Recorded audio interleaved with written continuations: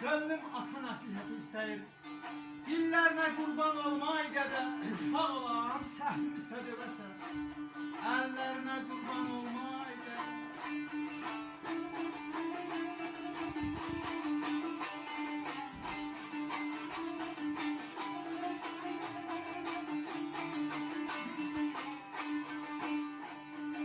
Ata yoxsan, oğul gültər olarmış. Ata yoxsa oğul gültər olarmış. Qız ağlar bayar saçlarım dolarmış.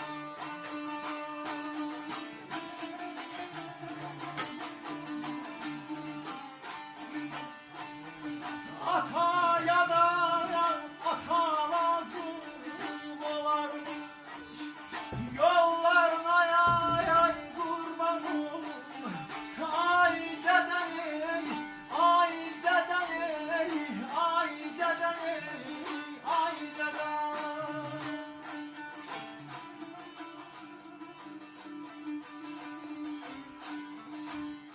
Yani ölen atalara rahmet, kalanlarına can sağlığı. Ata yoksa oğul gül tək solarmış, kız ağlayıp saçlarını yolarmış. Ataya da ata lazım olarmış, yollarına kurban olmay dede.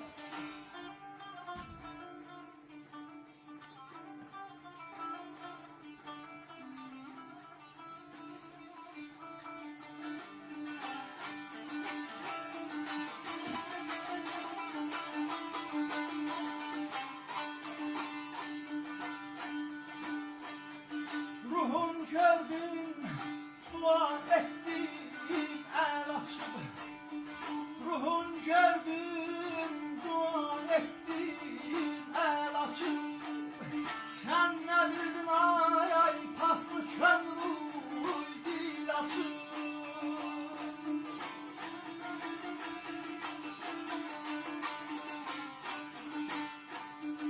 Gebrin gördüm etrafında gül açıp. Güllerine ay kurban olum. Ay dedem, ay dedem, ay dedem, ay dedem.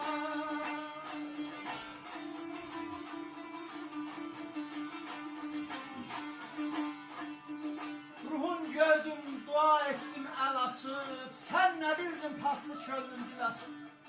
Qəbrin gördüm etrafında gül açıp. Güllerine kurban olmay dede.